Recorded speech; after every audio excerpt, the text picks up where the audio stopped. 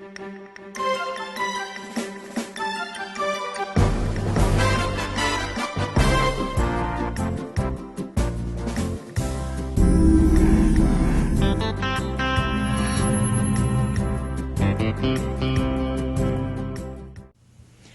to SAF Studios Insider. I'm your host, Mary Dawn, and we're broadcasting from beautiful Marina del Rey, California. My guest today is actor Frank Jones. Okay, Frank, I know you started out as a Marine and survived a major battle. I've got to hear about that first. Well, I joined the Marine Corps at age 17. Went to 2 or 3 Marine divisions throughout the country and other countries, and then in 1967 I ended up in Vietnam with 26 Marine snipers at Khe Sanh.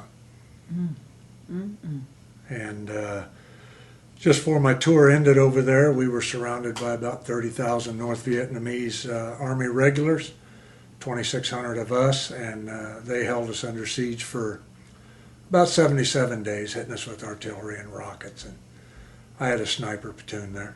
And the battle, what happened?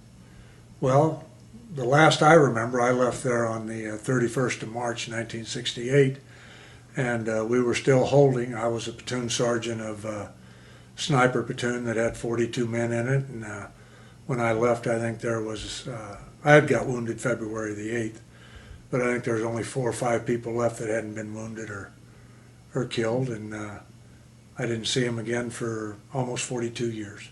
Oh my goodness, that's amazing. And now to go from one extreme to the other. I can't imagine going from a Marine to an actor.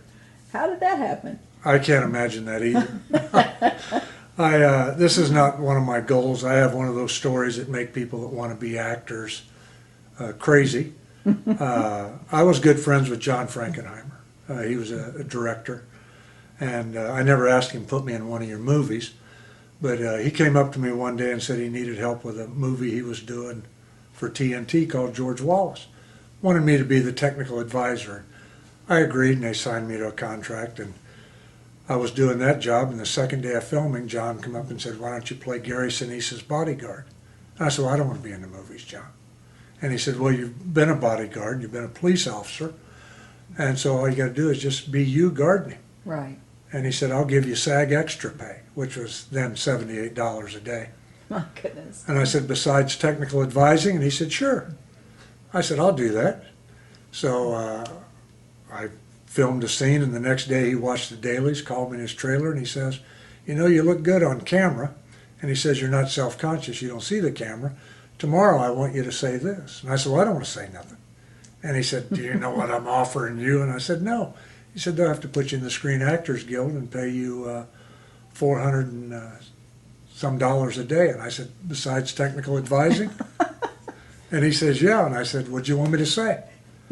So I got my first line in the movie, and when we finished filming George Wallace, he said, "You know, you got to do this for a living." He says, "You don't have to go to acting class or nothing. Anything you're going to play in the movies, you've been in real life." And that's how I got started, and I've worked steady for about, out of the last 15 years, I've worked steady for 13 of them. That's amazing. It amazes me. That sounds like, yeah, you were definitely a Marine with that director. Are you working on anything particular right now? Well, right now, I just finished filming a commercial for USAA. I did a episode of Suspect Minds, Criminal Behavior, and then I wrote a script called The Hooch about my guys. It's not about Vietnam. It's about how we held together, took care of each other, and our dark humor. And it's a true story, and I wrote that, and I'm going to direct it. And so that's what I've been working on for the past couple of years. Wonderful. Well, I know you've come to San Antonio before. What do you think? It could be a great place to shoot The Hooch? No, that's where we're going to shoot it. No, that's the bottom line.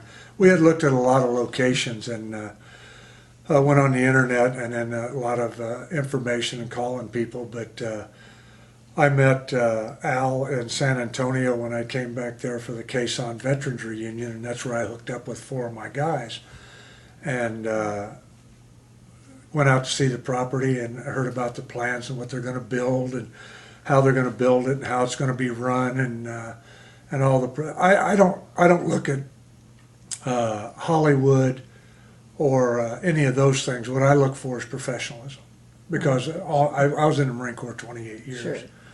And the way Al Frakes and Lenny presented themselves and their project and what they were going to do and their plans, to me it was very impressive, and it was very professional.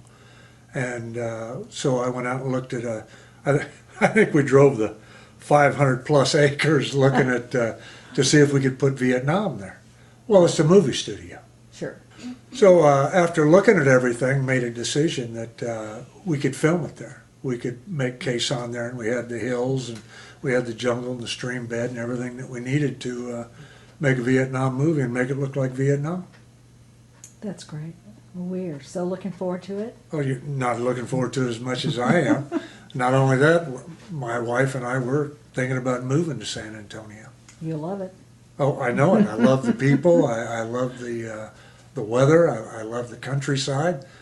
My wife likes to ride horses, and I mean, we'd have it all right there. Great. Well, thank you so much for being my guest. No, it was my pleasure. And join me next time on SAF Studios Insider.